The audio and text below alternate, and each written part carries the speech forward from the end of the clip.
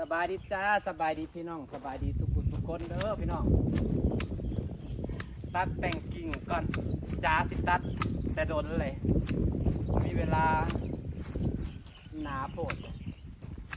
โอ้มีแหงเด้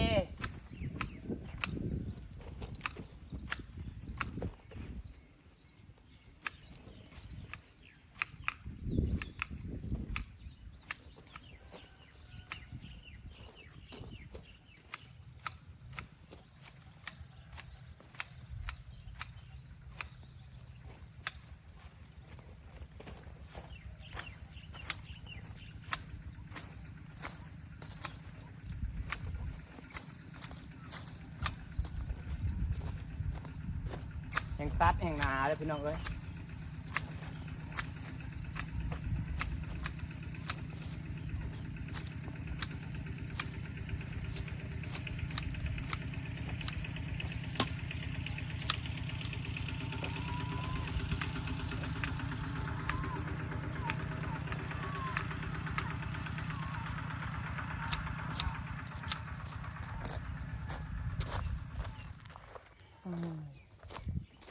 ตัดแต่งกิ่งต้นไม้จ้าพี่น้องจ้า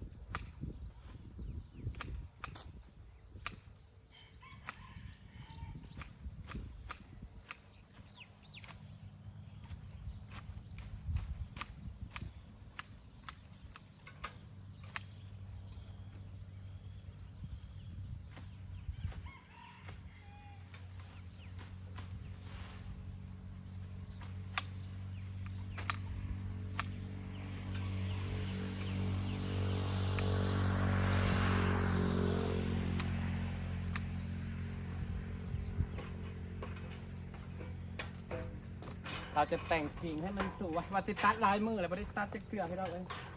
เนี่ยนี่ก็เลยได้ตัดจ้าสวยบ่เอ่ย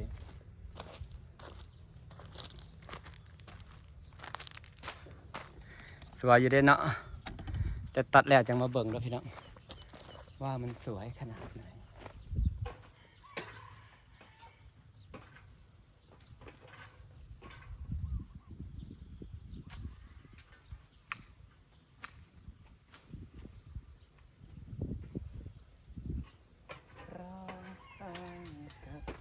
ฉันระบายออกจากใจ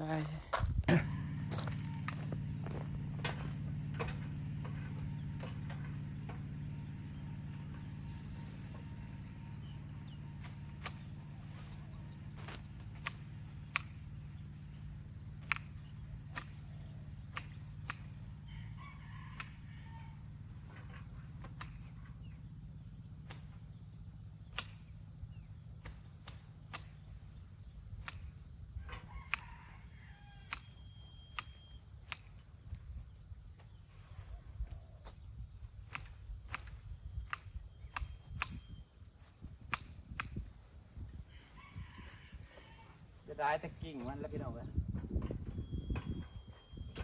จะได้แต่กิ่งมันเราต้องเอาไปตำ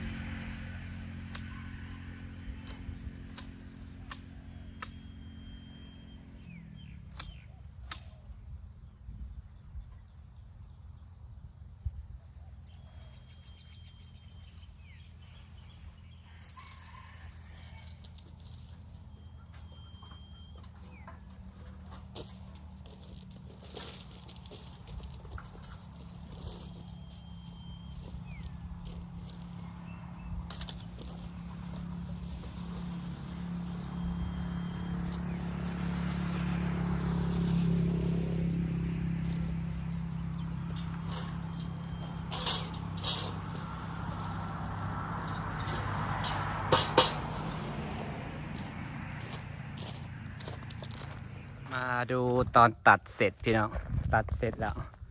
แต่ตรงปลายมันตัดบ่ได้มันสูงยืมมือบ่ถึงต้องซื้อเลื่อยเป็นใบอันเดียวพี่น้องเลื่อยสตริงสำหรับตัดต้นไม้มันแบบทรงยาวยืนออกไปนี่จ้ะตัดเสร็จก็งามเลยจะได้ไปเก็บใบได้บัดนี้พี่น้องเก็บใบฝั่งนี้ก็ตัดฝั่งไหนมันได้ใหญ่ถ้ามันใหญ่เสมอกันจะสวยงามเนี่ยฝั่งนี้บ่ค่อยงามที่ใส่ปุ๋ยก็ใส่ลายด้วยครับบ่งาม